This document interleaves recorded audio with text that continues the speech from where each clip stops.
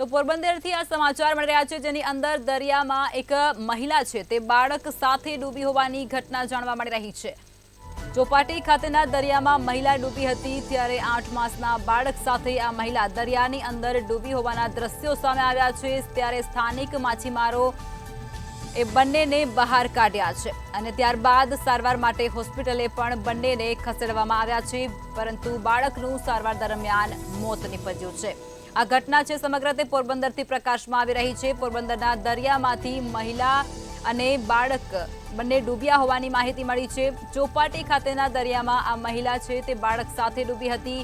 8 માસનું બાળક છે તેનું સારવાર દરમિયાન મોત નીપજ્યું છે।